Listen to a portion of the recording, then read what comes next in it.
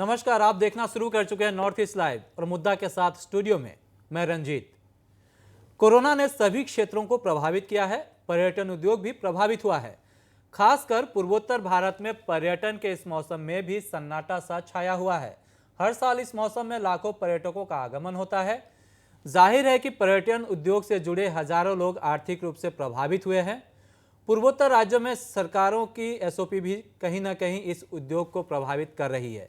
इतना ही नहीं, पर्यटन उद्योग पर जो ये साया मंडराया हुआ है, इसको दूर करने की कोशिशें सरकार अपने स्तर पर कर रही है। लेकिन अगर पर्यटकों को भारी संख्या में पर्यटक राज्यों में घुसते हैं तो सरकार को कहीं ना कहीं ये आशंका भी है कि कोरोना का प्रभाव पड़ सकता है। लेकिन पर्यटन उद्योग को जिंदा रखना होगा, क्योंकि पर्यटन उद्योग बहुत ही मददगार होता है आर्थिक क्षेत्र में, और इससे लाखों लोगों की रोजी रोटी का भी सवाल है। इससे कैसे उभरा जाए और टूर ऑपरेटरों की क्या स्थिति है, इस पर चर्चा करेंगे। हमारे साथ जुड़ चुके हैं, हमारे साथ इस वक्त जुड़ चुके हैं चंदन नाथ है, उपाध्यक्ष है, tour operator association of Assam के उपाध्यक्ष है। हमारे साथ नृपेन भट्टाचार्य जुड़ चुके हैं, पीआरओ एनएफ रेलवे के स्टूडियो से हमारे साथ जुड़े हुए हैं। हम कोशिश करेंगे सेरिंग वांगवे, अध्यक्ष जो है Arunachal Himalayan tourism development society, हमारे साथ जुड़ने की कोशिश उनके साथ जारी है। रोजर संगमा शिलोंग के पुलिस बाजार से हमारे साथ जुड़े हुए हैं, और हमारे साथ हम काजीरंगा में क्या स्थिति है इस पर भी हम चर्चा करेंगे। आप सबका कार्यक्रम में स्वागत है। सबसे पहले मैं रोजर के पास जाना चाहता हूं। रोजर, मौसम का हाल कैसा है वहां, पहले ये जानना चाहेंगे, और टूरिस्टों की संख्या कितनी दिख रही है? जी रंजीत, जैसा कि आप देख सकते हैं कि मैंने अभी ऑलरेडी अपना जैकेट निकाल लिया है। काफ़ी ठंड हो चुकी है शिलोंग में, और यहाँ पे टूरिस्ट धीरे धीरे आना शुरू हो गई है। जो गवर्नमेंट की तरफ से जो एसओपी, जो स्टैंडर्ड ऑपरेटिंग प्रोसीजर है, उसके तहत आपको रजिस्टर करना रहता है कि आप अगर मेघालय में अगर आपको एंट्री करना है तो उसके तहत आपको एंट्री करना रहता है। तो जो टूरिस्ट है वो रजिस्टर कर रही हैं और वो धीरे धीरे आ रही हैं शिलोंग में। तो धीरे धीरे अगर हम देखें, जैसे मैं अभी पीबी में खड़ा हूँ, पुलिस बाजार में खड़ा हूँ, काफ़ी भीड़ जमा है यहाँ पे। तो अभी ठंडी का मौसम है, लोग काफ़ी पसंद करते हैं शिलोंग में आना। और जैसे ये टूरिज्म सेक्टर जो है अभी धीरे धीरे हमें देखने को मिल रहा है कि इसमें काफ़ी धीरे धीरे सुधार होने में शुरू हो चुका है। जी हाँ, हम चाहेंगे कि आपके पीछे जो बैकग्राउंड है वो कैमरा पर्सन ज़रूर दिखाए, क्योंकि पुलिस बाजार का अपना एक आकर्षण होता है, और शाम ढलते हैं वहाँ पे जो रौनक है, ऐसा लगता है कि वहाँ एक खुशनुमा माहौल हो गया है। हम आपके कैमरा पर्सन से अनुरोध करेंगे कि वो पीछे बैकग्राउंड जो है वो पूरी तरह से दिखाए। और ठिठुरन भरी शाम में वहाँ गरम गरम जो खाने मिलते हैं, पकोड़े मिलते हैं, चिकन, बर्गर, जो कुछ भी स्ट्रीट फूड होता है उस पर भी सबकी नज़र होती है। निश्चित तौर पर आप भी उसका लुत्फ़ उठाते हैं। लेकिन इस बार जो है कोरोना के चलते रोजर और जो प्रोटोकॉल लगे हुए हैं, इस वजह से पर्यटक आ नहीं पा रहे हैं। क्या उम्मीद करते हैं कि आने वाले समय में ज़्यादा पर्यटक आएंगे? जी रंजीत, जैसा कि मैंने बताया कि ये अनलॉक की प्रतिक्रिया जो है अभी राज्य सरकार ने धीरे धीरे उसको ईज कर दिया है, उसको आसान कर दिया है। जैसे जो अनलॉक की प्रतिक्रिया है यहाँ पे धीरे धीरे आसान हो चुकी है, और लोग जो टूरिस्ट हैं वो धीरे धीरे आना शुरू हो चुके हैं। तो आशा करते हैं कि जैसे दिन बढ़े, जैसे अभी दिसंबर आने वाला है तो और ठंडी बढ़ जाएगी यहाँ पे, और लोग बहुत पसंद करते हैं यहाँ पे आना उस वक्त, उस दौरान, क्योंकि क्रिसमस का सीज़न भी रहता है उस वक्त, तो काफ़ी लोग जमा होते हैं यहाँ पे। तो आशा करते हैं कि धीरे धीरे लोग भी आना शुरू करें शिलोंग में। जी हाँ रोजर, आप हमारे साथ बने रहिए। हमारे स्टूडियो में मेहमान हैं, हम उनसे बातचीत करेंगे। सुस्मिता दत्ता हमें फैंसी बाजार के ब्रह्मपुत्र घाट से हमारे साथ जुड़ेंगी। नृपेन भट्टाचार्य, हम पीआरओ हमारे एनएफ रेलवे के, हमारे साथ जुड़े हुए हैं। जैसा कि रोजर बता रहे हैं कि दिसंबर में वहाँ पे क्रिसमस का अच्छा माहौल होता है। हाँ। और न सिर्फ भारत के कोने कोने से वहाँ लोग पहुँचते हैं, बल्कि विदेशों से भी पर्यटक वहाँ पर पहुँचते हैं। लेकिन ये जो पहुँचने के लिए जो माध्यम चाहिए, जो आप वायु मार्ग कहें, रेलवे मार्ग कहें, या इन सब की सुविधाएं हैं, तो इस वक्त एनएफ रेलवे कितनी ट्रेनें चला रही हैं, और आने वाले समय में क्या लोकल ट्रेन को खोलने की योजना है, और बाहर से जो ट्रेनें आएंगी उसको लेकर कैसी व्यवस्था कर रहे हैं? तो देखिए, हम लोग एनएफ रेलवे ने अभी तक 22 pairs of long distance train we have already started, and that trains are from Guwahati to New Delhi, Guwahati to Mumbai, Guwahati to Lalgarh, Rajasthan, and Guwahati to Bangalore, Guwahati to Chennai, Guwahati to Howrah. Like this we are starting so many trains, and from Dibrugarh also as well as, and from Agartala also. And that means we have already started the Rajdhani service from Agartala to New Delhi, and from Dibrugarh to New Delhi via North Lakhimpur, Rangapara, Rungia, and another route we have already started, the Rajdhani Express, that is from Dibrugarh to New Delhi via Moranhat. And ये सब train हम लोग अभी चालू कर दिया, और गुवाहाटी से भी दिल्ली बॉम्बे तक ट्रेन चालू कर दिया, गुवाहाटी से आपका चेन्नई तक ट्रेन चालू कर दिया, गुवाहाटी से हावड़ा तक ट्रेन चालू कर दिया। जो सरायघाट एक्सप्रेस पहले था वो अभी हम लोग चालू कर दिया, और दूसरा ट्रेन जो लॉन्ग डिस्टेंस ट्रेन है नॉर्थ ईस्ट एक्सप्रेस वो भी स्टार्ट हो गया। ब्रह्मपुत्र मेल जो डिब्रूगढ़ से दिल्ली तक चलते हैं वो भी स्टार्ट हो गया। और ऐसे सब long distance train from Alipurduar and new Jalpaiguri ये सब भी हम लोग स्टार्ट कर दिया। लेकिन अभी तक हम लोग local passengers train, that means short distance train we have not yet started, and because that is based on the state government. If state government advise us to run this train, the local passengers trains, then we will start the local passengers also. And in this connection, discussion is going on, and we think within a short time we can we may start the Nitin local train. Bhattacharya, हम उम्मीद कर सकते हैं कि इस बार Christmas तक सब कुछ सामान्य हो जाएगा। और हम आपसे ये भी जानना चाहेंगे कि आप लोग धार्मिक स्पेशल ट्रेन भी चलाते हैं, इस पर भी बात करेंगे। जब धर्म की बात करते हैं तो पूर्वोत्तर क्षेत्र में धार्मिक पर्यटन क्षेत्र की भी बहुत संभावना है। हमारे साथ चंदन नाथ जुड़े हुए हैं, उपाध्यक्ष हैं tour operator association of Assam के। चंदन नाथ, मैं आपसे भी सवाल करूंगा। एक तो पर्यटन क्षेत्र अभी बुरे दौर से गुजर रहा है, और आप लोग जिस तरह से देश विदेश से लोगों को पर्यटन स्थलों में जाने के लिए सुविधाएं मुहैया कराते हैं, उस पर भी बात करेंगे। और इस वक्त आपकी स्थिति क्या है, इस पर भी बात करेंगे। लेकिन इस वक्त हम फैंसी बाज़ार की ओर रुख करेंगे।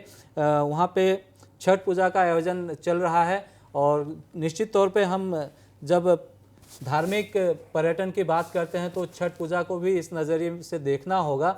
सुष्मिता के पास चलते। सुष्मिता, फिलहाल वहाँ स्थिति कैसी है, क्या नज़ारा है? मैं उसके बाद आपसे सवाल करूँगा।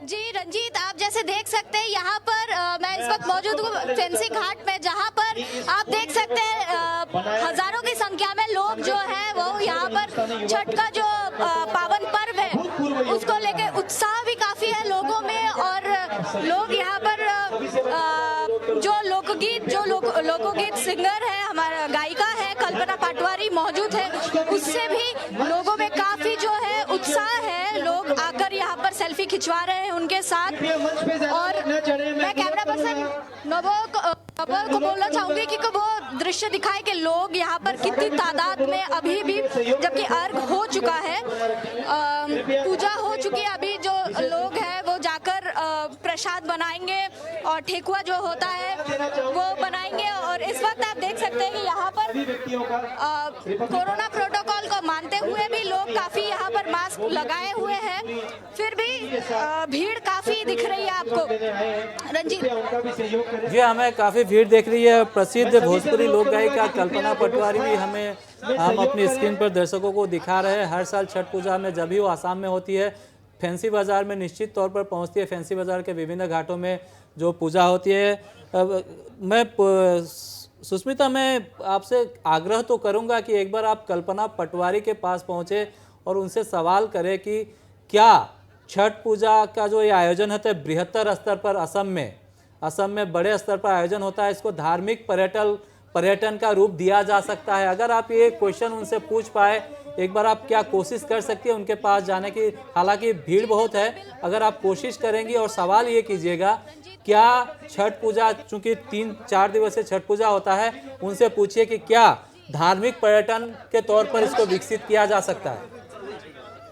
जी, बहू निकाय में बैठूं। जी रंजीत, बिल्कुल मैं उनसे सवाल पूछूंगी कि कल्पना जी, क्या आपको लगता है कि असम में जिस तरह से छठ पूजा मनाया जाता है उसको भी पर्यटन स्थल से जोड़कर एक पर्यटन का रूप दे सकते हैं, यहाँ पर लोगों को आग्रह कर सकते हैं कि यहाँ पर आकर भी लोग छठ पूजा मनाएं? हाँ, क्यों नहीं।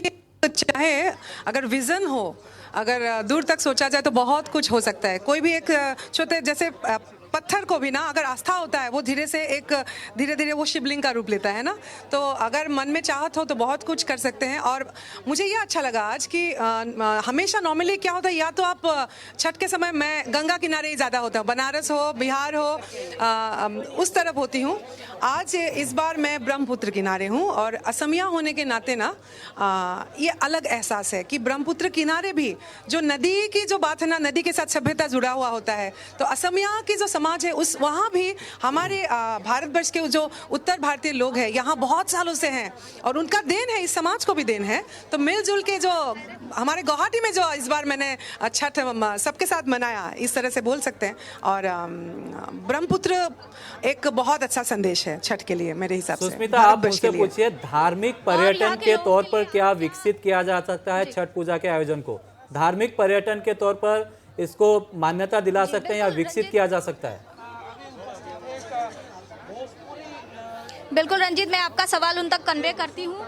क्या धार्मिक स्थल के रूप में गुवाहाटी को भी धार्मिक पर्यटन स्थल के तौर पर छठ पूजा को प्रोत्साहन, पर्यटन स्थल के लिए भी तौर पर छठ पूजा को यहाँ पर प्रोत्साहन कर सकते हैं क्या? खासकर धार्मिक धारा के हिसाब से ना यहाँ अलग अलग धारा है। माँ कामाख्या, उसमें 51 शक्तिपीठ में माँ कामाख्या की महत्व बहुत ज़्यादा है। और बहुत सारे लोग अम्बुबासी के समय जो है, खासकर अम्बुबासी समय मतलब जून जुलाई के समय में जो होता है, और उस बहुत सारी अभी भी ऐसी बात है जो भारतवर्ष को, मेन स्ट्रीम इंडिया को पता नहीं है। मैं समझती हूँ जैसे माता जो है, माँ की योनि भाग माँ कामाख्या के स्थल पे गिरा था, सती माता की।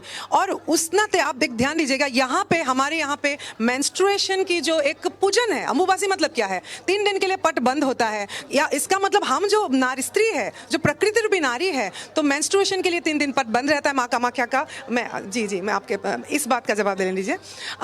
और उसके बाद असम में और एक खास बात है, यहाँ जो तुलोनी ब्याह है, तुलोनी ब्याह मतलब मेंस्ट्रुएशन की, जब एक 11 साल लड़की को जब पहली बार मेंस्ट्रुएशन होता है, उसको यहाँ मनाया जाता है, पूजा जाता है, जो पूरे भारतवर्ष से अलग है। तो ये सब जो बातें हैं ना, I think tourism point of view से इसको अगर एक्सप्रेस किया जाए पूरे वर्ल्ड के लिए बहुत बड़ी, मुझे लगता है कल्चरल एक्सचेंज की जहाँ तक बात है, ये हो सकता चल रहा है जी। और बहुत से दर्शकों ने आग्रह किया है कि एक छठी मैया का एक गीत वो गुनगुना दे। बहुत से दर्शकों का आग्रह है, लाइव प्रोग्राम चल रहा है, उनसे एक गीत के लिए आग्रह कर सकते हैं। लोकगीत की जो परंपरा है उनसे कहिए कि लाइव प्रोग्राम चल रहा है, सालों से जुड़े हुए हैं। आज के इस खास अवसर पर हम आपसे जानना चाहेंगे, आप पूछिए उनसे। कई सारे दर्शक भी यहाँ पर मौजूद हैं, उनके लिए आप क्या गाना चाहेंगे? पहले तो सबको, पूरे भारतवर्ष को आप चैनलों के माध्यम से मैं छठ पूजन की बधाई देती हूँ। और पहले तो ये मनाना चाहूँगी क्योंकि एकमात्र मूर्ति जो भगवान है, जो सोर्स एनर्जी है, दैट इज सन। और सन, सूरज को अलग अलग सभ्यताओं में पूजा गया है, मतलब विश्व के अलग अलग सभ्यताओं में। और भारतवर्ष की जहाँ तक बात है वो छठ पूजन है, बिहार में खासकर पूर्वांचल में मनाया जाता है। और अब धीरे धीरे, क्योंकि बिहारी जो कम्युनिटी है, समुदाय है, बहुत मेहनती है। मैंने पहले ही कहा है कि एक बंजर जमीन को उपजाऊ बनाने में बिहारी कम्युनिटी का एक ऐसा पहल होता है कि किस तरह से मेहनत से उसको परिवर्तन किया जाए। मैं इस तरह से देखती हूँ कि पिछले 20 साल से मैं संगीत के मार्फत जुड़ी हुई हूँ। और असम में मेरे लिए खास इस बार ये एहसास है कि ब्रह्मपुत्र किनारे, गंगा किनारे नहीं, ब्रह्मपुत्र किनारे इस बार छठ में सबके साथ मिलजुल के गीत के बहाने थोड़ा सा गा के मैं सबके साथ मना रही हूँ। और बहुत सारे दर्शक आग्रह कर रहे हैं कि एक छठी मैया का गीत एक हो जाए। सनातन हिंदू धर्म में देखा गया है कि पंडित जी की जो एक क्या बोलते हैं इसको, जिंग होता है ना कि सेतु की तरह पुजारी, तो उनकी जरूरत कल्पना पड़ती है। जी। लेकिन इस पूजा में अगर पंडित जी नहीं भी हो, ये सभी जाति डायरेक्टली जैसे छठी मैया को पूछते हैं तो यहाँ अर्घ देते हैं। और यहाँ इसलिए मंत्र क्या है, यहाँ मंत्र बहुत संस्कृत भाषा में अगर नहीं भी बोलेंगे चलेगा, यहाँ लोकगीत ही मंत्र है। तो हमारे एक दर्शक लोकगीत आपसे सुना लोकगीत दीजिए यहाँ पर जी। सुनना नॉर्थ ईस्ट लाइव के चाहेंगे। दर्शकों के लिए। वही कि वो जो पारंपरिक जो गीत है वो सब लोग गाते हैं, वो है पूजे किरबाजे फरे लाघावद से ओह पर सुगा मेड़ राय मार बोरे सुगवा धनुख से सुगा गिरे मूरझाए उजे सुगनी जे रोवेले वियोग से आदित होई ना सहाय। उसी तर्ज पे फिर का चाहे बस के बहंगिया बहंगी लचकात जाए होई ना बालम जी कहरिया बहंगे छठ घाट जाए। और अभी तो अलग अलग शब्द चयन से नई पीढ़ी में बहुत सारे शब्द का जुड़ाव भी हुआ है। तो इसी नॉर्मली लेकिन इसी धुन के आसपास ये जो लोक जो गीत है इसके आसपास छठ घूमता है। और एक गाना सुनेंगे, दर्शक आग्रह कर रहे हैं। आपने कई सारे गाने गाए हैं, आपने कई सारे लोकगीत भोजपुरी में गाए हैं। आपका सबसे जो दिल के पास जो रहा है हमेशा, वो हमारे दर्शक आपसे सुनना चाहेंगे। बहुत सारे, मैं हज़ारों गीत गाई हूँ एक्चुअली भोजपुरी में, पिछले 20 साल से हूँ। और एक कंप्लीट सांस्कृतिक परंपरा जैसे मैंने अंदर, जैसे मेरे अंदर समा गया है, इस तरह से अगर बोलेंगे गलत नहीं होगा। मैं भिखारी ठाकुर जी की बात ज़रूर करना चाहूँगी। मैं चंपारण सत्याग्रह की भी बात करना चाहूँगी, जहाँ चंपारण में महात्मा गांधी जी ने बिहार की भूमि से जो स्वाधीनता जो हम लोगों को बाद में मिला, वो आंदोलन लेकिन बिहार की भूमि में चंपारण में शुरू होती है, चंपारण सत्याग्रह। तो मैं भितिहारा वो आश्रम तक गई, अभी भी वो आश्रम है जो महात्मा गांधी जी ने खुद अपने हाथों से सजाया था। और उसके बाद भिखारी ठाकुर जी की बात करना इसलिए ज़रूरी है कि उनको कहा जाता है कि he is the Shakespeare of Bhojpuri literature, Bhojpuri साहित्य की उनको एक बहुत स्तंभ माना गया है। और भूपेन हजारिका जी से मैं बहुत समानता पाती हूँ। भूपेन हजारिका जी ने प्रतिबाद स्वरूप बहुत कुछ वो गीत से बोल के गए, और वही बात भिखारी ठाकुर जी ने, जैसे बेटी बचवा एक गीत में हमेशा गाती हूँ, ऐसे तो बहुत सारे नाटक हैं उनका। विदेशिया, विदेशिया मतलब क्या है, अभी जो हाल में लॉकडाउन के समय दिल्ली से खासकर जो सब बहुत सारे लोग यहाँ भी होंगे जो पैदल यात्रा करने लगे थे लॉकडाउन के समय, वो कौन है? वो विदेशिया है। तो भिखारी ठाकुर ने उनके ऊपर बहुत पहले लिखा था। तो माइग्रेशन जो एलिमेंट है, माइग्रेशन जो कंटेंट है, वो हमेशा भोजपुरी फिल्मों में, भोजपुरी गायन में मैं बहुत कुछ गा चुकी, लेकिन अब जैसे घूम के देखती हूँ, अब थोड़ी सी मैं भी प्रौढ़ अवस्था में हूँ, मैच्योर हो रही हूँ, तो अब जैसे मैं ऑब्जर्व करती हूँ कि माइग्रेशन कंटेंट हमेशा वैसे भोजपुरी गीत में है। जैसे सैया जी जो है, बल्लम जी जो है, वो हमेशा परदेश में ही है। या फिर मैं छठ में भी गाई हूँ कि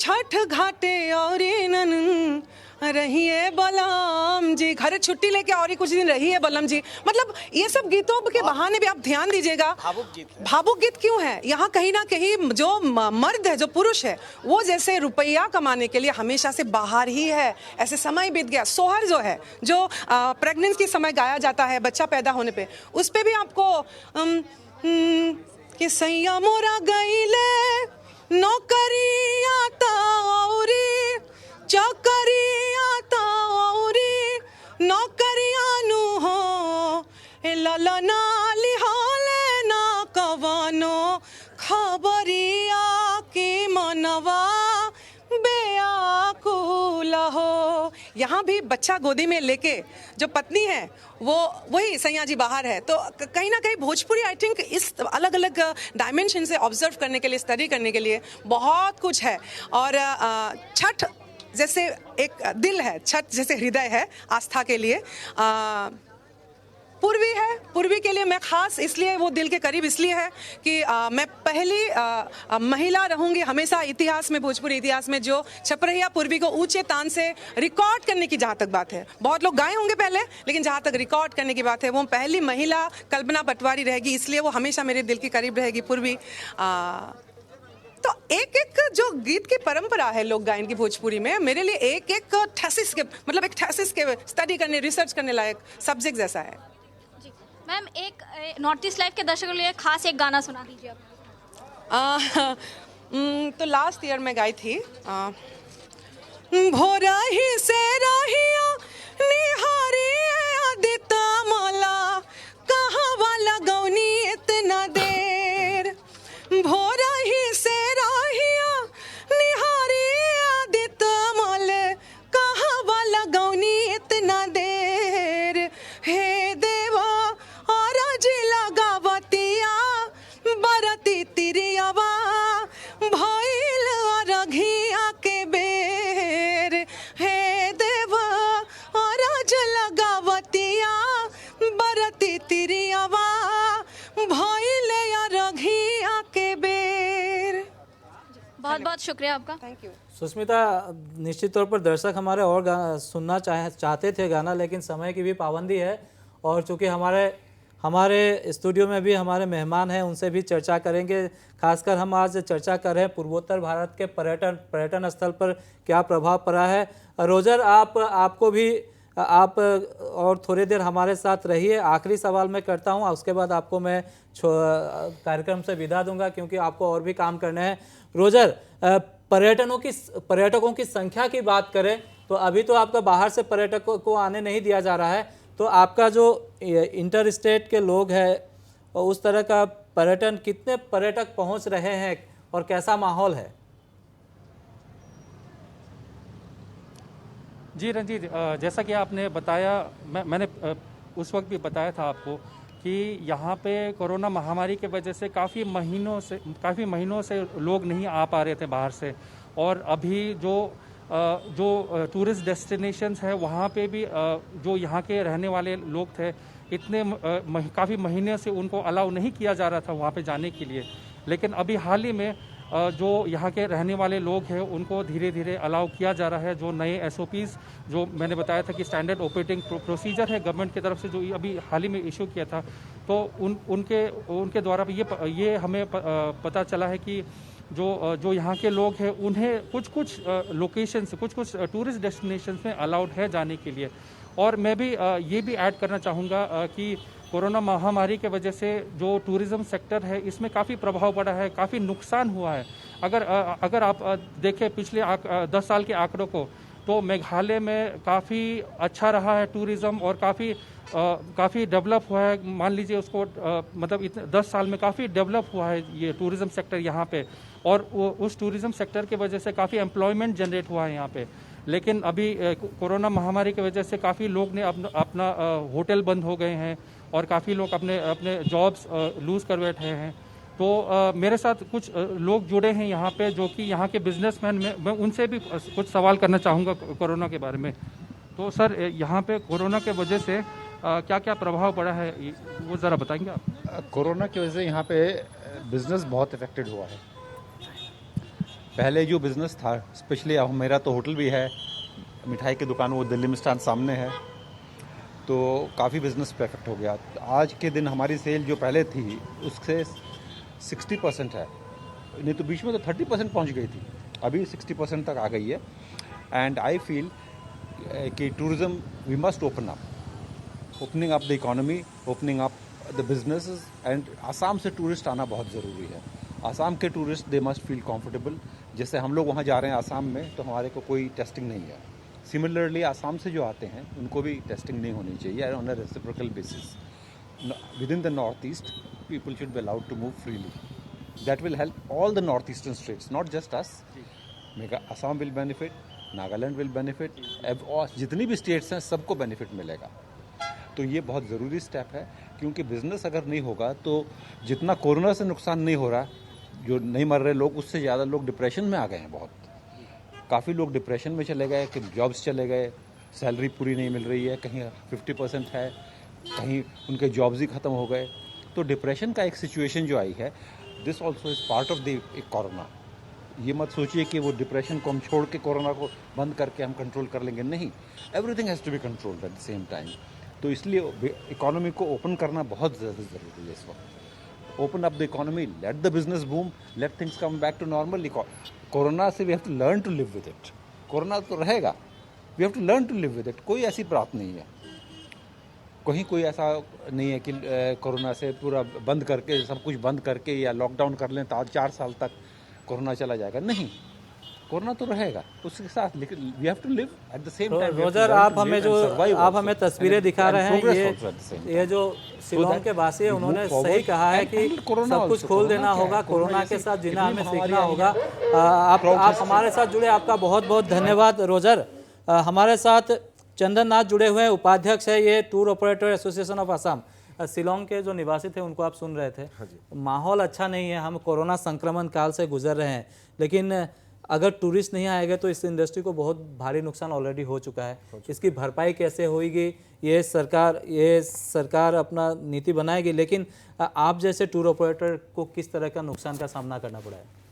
नहीं, देखिए पिछले 9 महीने तो हम लोग का नुकसान तो ऐसा है कि हम लोग बोल नहीं सकते हैं, क्योंकि एक तो उससे पहले 2-3 महीना या 4 महीना पहले से हम लोग को मूवमेंट के लिए भी हम लोग को काफ़ी तकलीफ उठाना पड़ रहा है। उसका बाद जैसे ये कोरोना वायरस आ गया तो उसका बाद तो हम लोग का काफ़ी नुकसान हुआ। जैसे बहुत ज़्यादा मैक्सिमम तो ये हुआ है कि ज़्यादातर जो टूरिस्ट आना चाहते थे वो लोग एडवांस भी दे चुके थे, उन लोग का भी तो कैंसिल हो गया, बाद में प्रोग्राम कैंसिल हो गया, उन लोगों का आने का कैंसिल हो गया। फिर लास्ट मोमेंट में इन लोगों को रिफंड भी करना पड़ रहा है। एक तो इनकम नहीं है, एक तो हम लोग का रिसोर्सेस नहीं है।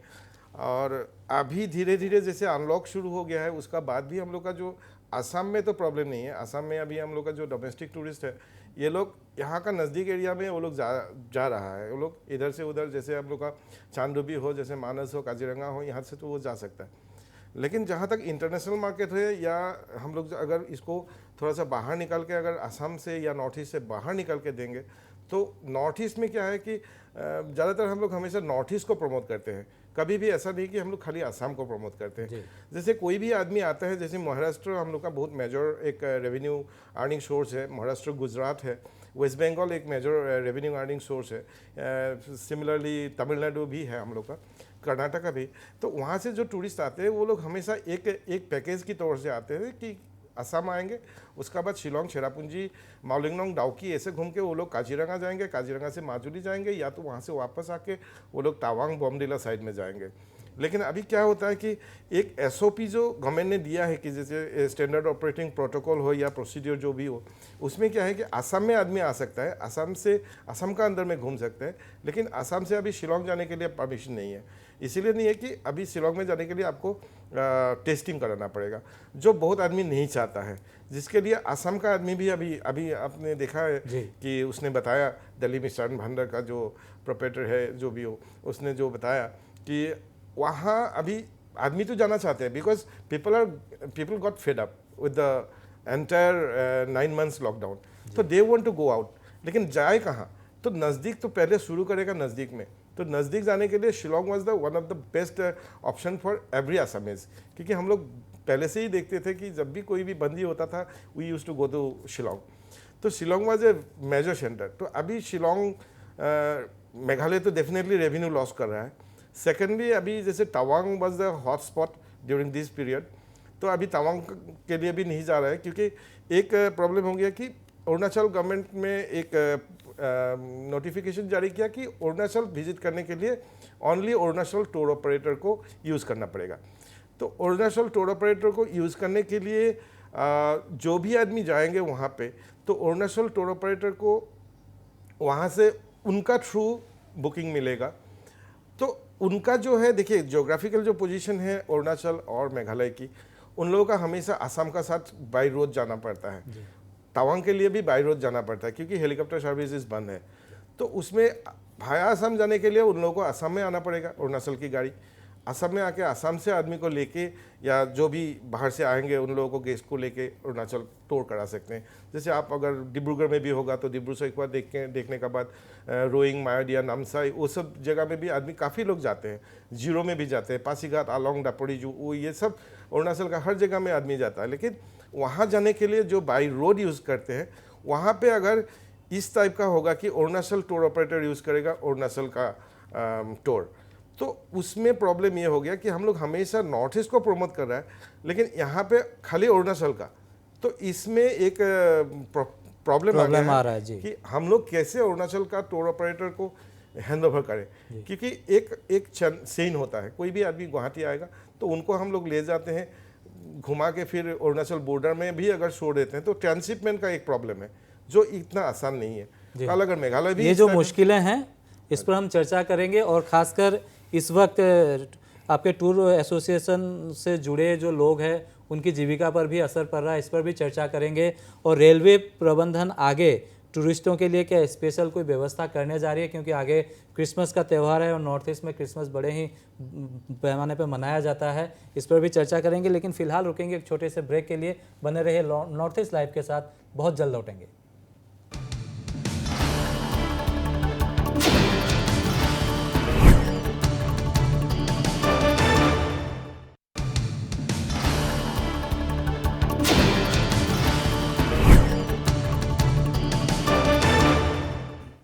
ब्रेक के बाद मुद्दा में आप सबका स्वागत है। आज हम बात कर रहे हैं पूर्वोत्तर भारत में पर्यटन की स्थिति, क्योंकि कोरोना काल ने पिछले 9 महीने में जिस तरह से न सिर्फ पर्यटन स्थल, दूसरे पर्यटन उद्योग ना और दूसरे उद्योग को भी प्रभावित किया है, लेकिन पूर्वोत्तर भारत में पर्यटकों की जो संख्या है इस मौसम में आनी शुरू हो जाती है। नवंबर, दिसंबर से लेकर फरवरी, मार्च तक भारी संख्या में पर्यटक आते हैं, लेकिन राज्य सरकार की अपनी एसओपीज है जिसकी वजह से पर्यटक भी नहीं आ पा रहे हैं, और इसका सबसे खामियाजा उस क्षेत्र के लोगों को भुगतना पड़ रहा है जो पर्यटन क्षेत्र से जुड़े हुए हैं। रोजी रोटी पर भी उनकी आफत है। हमारे साथ जुड़े हुए हैं चंदन नाथ, उपाध्यक्ष है tour operator association of Assam के। अगर मैं आंकड़ों की बात करूँ आपसे, तो ये अक्टूबर नवंबर से फरवरी मार्च तक भारी संख्या में पर्यटक आते हैं, जी हाँ, लेकिन कमी आई है। और अगर आंकड़ों की बात करें तो कितने लोग प्रत्यक्ष या परोक्ष रूप से पर्यटन उद्योग से जुड़े हुए हैं नॉर्थ ईस्ट में? नॉर्थ ईस्ट में देखिए, यहाँ तो जितना अगर हम लोग टूर ऑपरेटर की बात करें तो टूर ऑपरेटर का साथ जितना हम लोग का जो एलाइड सर्विसेज है, क्योंकि एक तो टूर ऑपरेटर, उसका साथ जो टैक्सीज है, तो जैसे हम लोग का साथ जीप सफरीज है एसोसिएशन, फिर जीप सफरीज है, एलिफेंट सफरीज है, या बोट सफरीज है, तो ये टोटल मिलके तो कम से कम हम लोग का around 15 to 20,000 people directly involve है इसमें। उसका साथ भी जो एलाइड सर्विसेज है, जैसे रेस्टोरेंट ओनर्स है, वे साइड ढाबाज है, ये सब भी बैडली अफेक्टेड हो गया है इसके कारण। तो एग्जैक्टली आंकड़ा बोलना थोड़ा सा मुश्किल है, लेकिन फिर भी तो इतना ज़्यादा तो बोल सकता हूँ कि एकदम मेजर पूरा का पूरा ही घट गया है। तो अभी इससे पहले तो हम लोग बोल रहे थे कि इसको सरवाइव करना ज़रूरी है, उसका बाद रिवाइव करेंगे, तो अभी रिवाइवल का स्थिति आ गया है। लेकिन फिर भी देखे हैं कि कहीं ना कहीं हम लोग का जो एसओपीज है और इंटर स्टेट जो कोऑर्डिनेशन है जो प्रॉपरली नहीं है, मुझे लग रहा है, जिसके चलते हम लोग अभी तो इंक्वायरी ऐसा आ रहा है कि हम लोग का पास रेगुलर फ़ोन आ रहा है कि हम लोग आना चाहते हैं, हम लोग असम, अरुणाचल, मेघालय सभी में जाना चाहते हैं, तो फिर भी वो लोग आ नहीं पा रहे हैं बिकॉज ऑफ द एसओपीज। तो इसमें तो काफ़ी नुकसान हो रहा है। जी हाँ, बिल्कुल। तो हमारे साथ इस वक्त जुड़ गए हैं Arunachal Himalayan tourism development society के अध्यक्ष सेरिंग वांगे। आपका कार्यक्रम में स्वागत है। पर्यटन उद्योग बुरी तरह से प्रभावित हुआ है कोरोना के चलते। आप किस तरह की अभी प्लानिंग कर रहे हैं, क्योंकि आने वाले ये जो मौसम है, ये पर्यटकों के लिए मौसम शुरू हो चुका है। राज्य सरकारों की अपनी अपनी एसओपीज है, तो कैसे देख रहे हैं पूरे माहौल को आप? हेलो, हम जुड़ेंगे सेरिंग वांगे से। हमारे साथ निपिन भट्टाचार्य जुड़े हुए हैं, पीआरओ एनएफ रेलवे के। आपके पास आंकड़ा तो होगा, नवंबर से फरवरी तक असम में पर्यटन के उद्देश्य से बाई ट्रेन बहुत से पर्यटक आते हैं। हाँ। और इस बार इसकी स्थिति कैसी है, और अगर डाउनफॉल का है तो कितना कहेंगे आप? उम्मीद है तो हम लोग सब ट्रेन ही चलाएंगे, जितने ट्रेन है long distance train We are planning to start all the train if the situation is normal. अभी देखिए हम लोग का तो अभी बोला है मैंने 22 pairs of long distance train we have already started. And festival के लिए आज छठ पूजा है, ये छठ पूजा के लिए हम लोग 13 पेयर्स ऑफ स्पेशल ट्रेन चलाया NF रेलवे से आधा रेलवे एंड आधा रेलवे से हमारा NF रेलवे, अर्थात देश से दूसरा जगह से हमारा NF रेलवे में आएंगे आपका 13 पेयर्स से, और यहाँ से 13 पेयर्स ऑफ ट्रेन ऐसे चलाया हम लोग।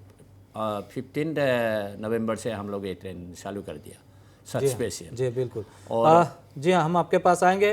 काजीरंगा से रंजीत रजक ने वहाँ के जो पर्यटन की अभी स्थिति है वहाँ पे, क्योंकि विश्वविख्यात काजीरंगा नेशनल पार्क है, वहाँ पे भारी संख्या में पर्यटक आते हैं। रंजीत रजक ने एक रिपोर्ट भेजी है, पहले उसको देख लेते हैं, उसके बाद चर्चा को आगे बढ़ाएंगे। हाँ रंजित, इस समय मैं उपस्थित हूँ काजीरंगा डेवलपमेंट और जीप सफारी एसोसिएशन की जो कार्यालय है, कार्यालय के सामने उपस्थित हूँ। और पिछले महीने में काजीरंगा राष्ट्रीय उद्यान पर्यटकों के लिए खोल दिया गया था, और कोरोना के चलते हुए काजीरंगा राष्ट्रीय उद्यान में पर्यटकों के आना जाना कैसा है हम बात करेंगे। कैमरा से PM दिखाएंगे नॉर्थ ईस्ट लाइव के दर्शकों के लिए। Kaziranga development jeep safari association का जो ऑफिस है, ऑफिस का सामने मेरा साथ है काजीरंगा जीप सफारी एसोसिएशन के जो सदस्य है और प्रेसिडेंट है। प्रेसिडेंट से बात करेंगे क्योंकि कोरोना के चलते हुए काजीरंगा राष्ट्रीय उद्यान में पर्यटक की संख्या कितना है हम बात करेंगे। प्रेसिडेंट तुलसी बोरदोलोई बात करेंगे, जो कोरोना के चलते हुए काजीरंगा राष्ट्रीय उद्यान में पर्यटक का संख्या कितना है पिछले सालों के हिसाब से। पिछले सालों के हिसाब से अभी थोड़ा धीरे धीरे बढ़ते जा रहे हैं काजीरंगा में, और इंडिया का हर स्टेट से टूरिस्ट आते हैं। और एक बात आपको बताता हूँ, काजीरंगा नेशनल पार्क का जो प्राकृतिक सौंदर्य है वो दुनिया में ऐसा सौंदर्य कहीं भी नहीं मिलेगा। इतना अच्छा है देखने के लिए, कोई पोल्यूशन नहीं है, इसीलिए सारा वर्ल्ड से टूरिस्ट यहाँ पे आता है। और गत महीना में, गत साल में जो कोरोना गया है, कोरोना से अलावा कोरोना के बाद अभी धीरे धीरे टूरिस्ट काजीरंगा में बढ़ते जा रहे हैं। हमें ऑल ओवर इंडिया का टूरिस्ट को रिक्वेस्ट करता हूँ, आप लोग आइए, काजीरंगा का जो प्राकृतिक सौंदर्य है उसको उपभोग कीजिए। एक बार आने से आपको फिर आने को मन करेगा, यही है। क्योंकि कोरोना के प्रभाव अभी भी जारी है, तो सैनिटाइजेशन के लिए जो फॉरेस्ट डिपार्टमेंट है, आप लोग क्या क्या प्रिकॉशन लिया है अंदर में जाने के लिए। कोरोना के लिए हमारे असम गवर्नमेंट का जो सम्मानीय स्वास्थ्य मंत्री है मिस्टर हिमंत बिश्व शर्मा, उसने जैसे हम लोग को इंस्ट्रक्शन देते हैं उसको कोरोना के जैसे मास्क पहनने के लिए, सैनिटाइजर करने के, वैसा काजीरंगा नेशनल पार्क का अथॉरिटी ने हर नियम को मान के हमारा, और जीप सफारी हर मेंबर ने उसको नियम को मानते हैं और मान के और टूरिस्ट को नेशनल पार्क का अंदर ले जाते हैं। अभी तक आप लोग का कितना सदस्य इस जीप सफारी एसोसिएशन के में अभी शामिल है, कितना सदस्य, कितना परिवार, कितना फैमिली शामिल है इस पर्यटन बिजनेस में। सारा काजीरंगा में कम से कम 400 जिप्सी है, हमारा काउंटर में भी 300 है। अभी कम से कम 80,000 हमारा काजीरंगा का जो एडुकेटेड अनएम्प्लॉयड यूथ है, वो 90% यूथ इस टूरिस्ट बिजनेस में शामिल होते हैं। और उन लोग का हर साल का जो उपार्जन होता है, परिवार पोषपाल देते हैं इसी इनकम से। आपने फैमिली चलाते हैं टूरिज्म बिजनेस से। काजीरंगा में 90% जो अनएम्प्लॉयमेंट एडुकेटेड यूथ है पर्यटन में शामिल है। और सदस्य बात करेंगे और आपसे बात करेंगे, लोकल यूथ है, बात करेंगे। ये भी काजीरंगा, ये एडुकेटेड यूथ है काजीरंगा। रंजीत, हम बोल रहे हैं काजीरंगा में अनएम्प्लॉयमेंट लेकिन एडुकेटेड यूथ जो काजीरंगा में बिजनेस में शामिल है, टूरिज्म बिजनेस में। आप भी अनएम्प्लॉयमेंट यूथ है, आप लोग कैसा समर्थन मिला है टूरिस्ट से? देखिए, काजीरंगा जो जीप सफारी डेवलपमेंट यूनियन है ना, यहाँ से काजीरंगा का जितना भी एडुकेटेड बॉय है वो लोग सब यहाँ से आपका घर परिवार चलाता है। और इसके पीछे भी जो यहाँ पर लॉज है, लॉज में भी हमारा यहाँ का लोग वहाँ पर काम करके घर चलाता है। और इस बार एक्चुअली कोरोना के लिए जितना टूरिस्ट होना चाहिए इतना हुआ ही नहीं है, क्योंकि सबका मन में एक डर है, इसीलिए जितना होना चाहिए इतना हुआ नहीं। हमारा विश्वास है कि धीरे धीरे जनवरी से या दिसंबर से टूरिस्ट काजीरंगा में तो जरूर आएगा। और हम रिक्वेस्ट करता हूँ बाहर लोगों को कि काजीरंगा पर आइए, काजीरंगा का 1 हॉर्न राइनो देखिए, बफेलो देखिए, डियर देखिए, मार्गेटा बार्ड्स देखिए, बहुत है। और यहाँ का जो वेदर है बहुत अच्छा है। प्लीज आप लोग आइए काजीरंगा में आकर आप लोग एंजॉय कीजिए, तो आप लोग को बहुत अच्छा लगेगा। ये मेरा जीप सफारी से आप लोग को रिक्वेस्ट है।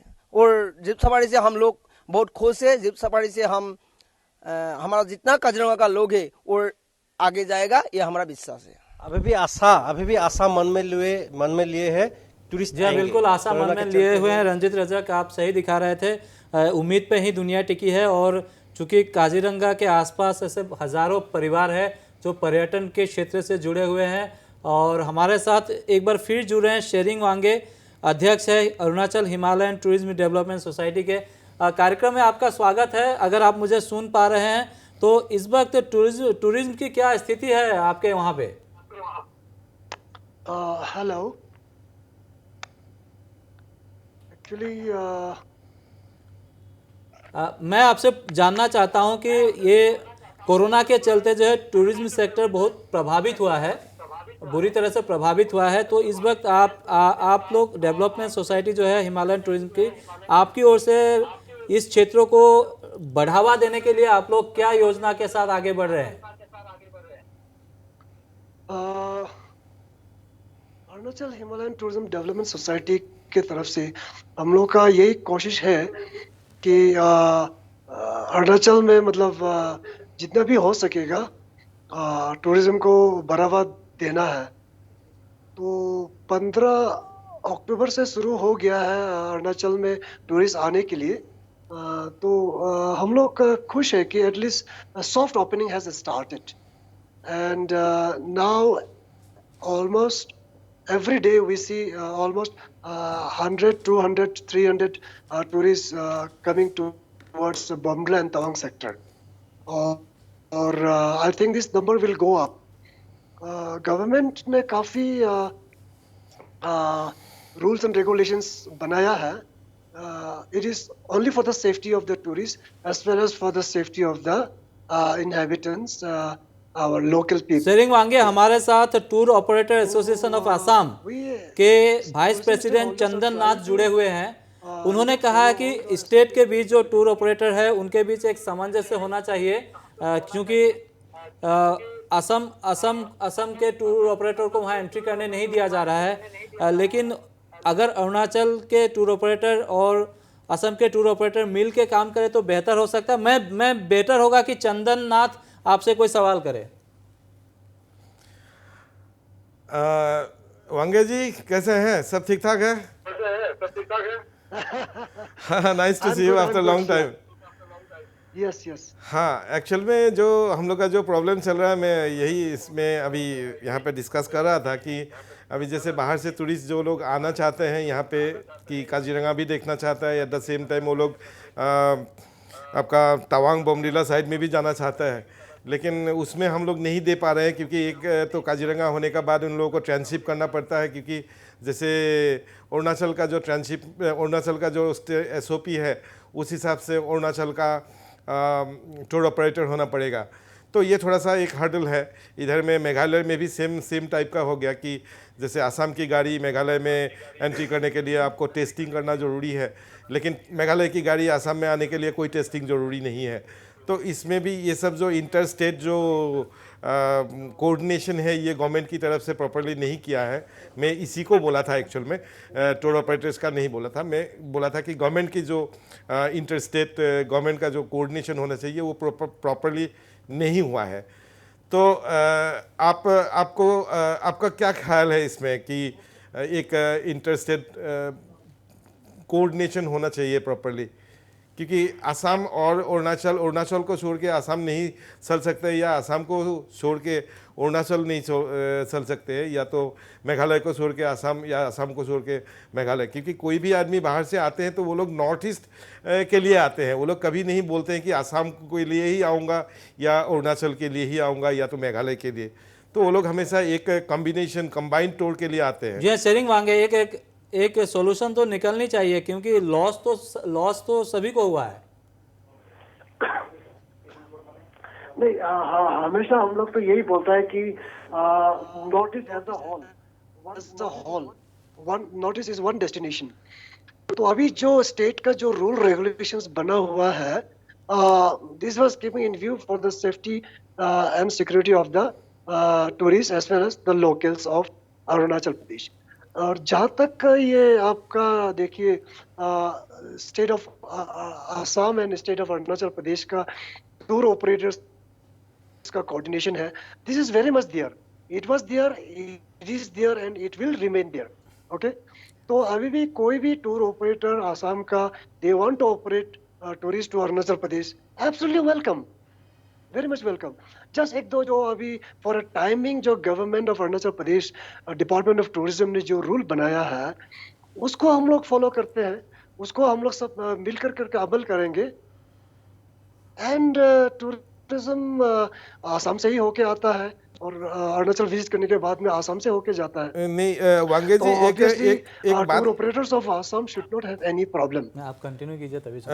वांगे जी, एक बात बताना चाहता हूँ कि मेरा पर्सनल जो है, मेरा कंपनी में अभी मेरा 2 नवंबर 25 से 30 नवंबर तक एक प्रोग्राम था, एक वेस्ट बंगाल का ग्रुप का, और एक 48 मेंबर का ग्रुप था जो गुजरात का ग्रुप का था। पिछले साल की है, मतलब इस साल की शुरू में था, जबकि वो लोग नहीं आ पाया क्योंकि वो लोग बुक किए थे फरवरी महीने में, तो वो लोग मार्च में ट्रैवल करना चाहते थे लेकिन नहीं हो पाया बिकॉज ऑफ लॉकडाउन।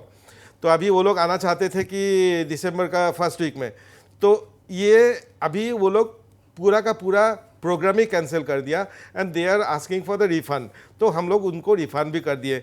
ये कहीं ना कहीं ऐसा नहीं है कि जो है मुझे भी मिलना था या जो काजीरंगा देखना था वो 48 मेंबर अरुणाचल भी नहीं जा पाए, शिलोंग भी नहीं जा पाए, क्योंकि इन लोगों का टोटल 15 डेज़ का प्रोग्राम था इन टोटल।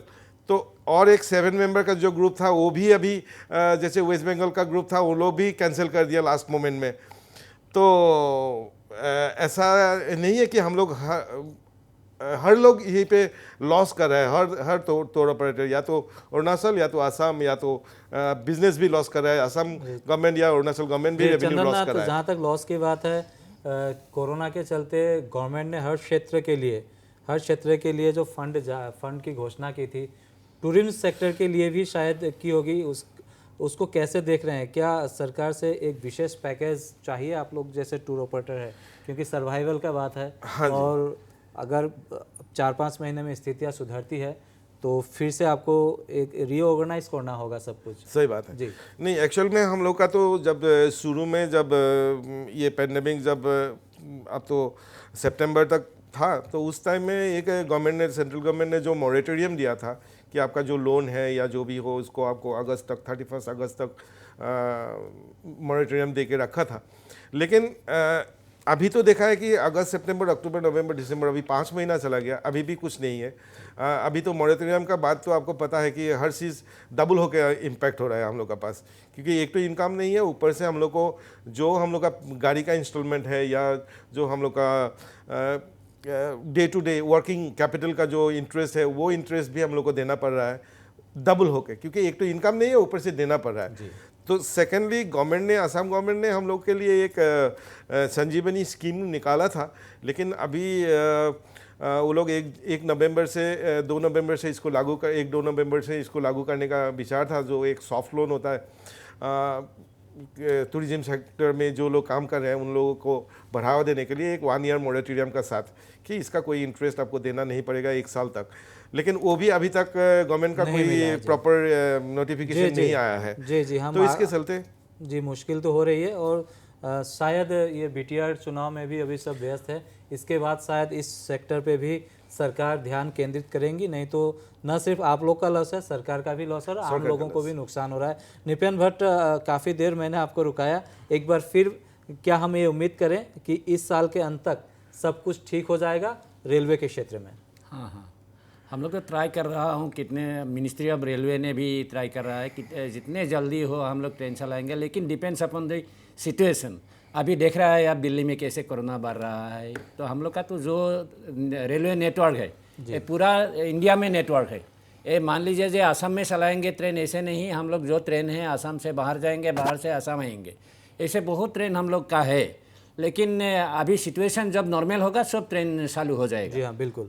हम कार्यक्रम के आखिरी पड़ाव में हैं। शेरिंग वांगे, आखिरी सवाल मैं कर रहा हूं आपसे। 30 सेकंड का समय मैं आपको दे रहा हूं। हम क्या आगे उम्मीद का सूरज उगता देख रहे हैं? बिल्कुल बिल्कुल। As I have been telling everyone that tourism will survive, and will thrive. जैसा मैंने आगे भी बताया है, we all tour operators from Northeast India, we are all working together, and Arunachal being one of the hottest destination of India, काफ़ी tourist आ रहा है। तो जो बाकी टूर ऑपरेटर्स हैं, they are collaborating with us, we are collaborating with them, and tourist को कोई problem नहीं हो रहा है।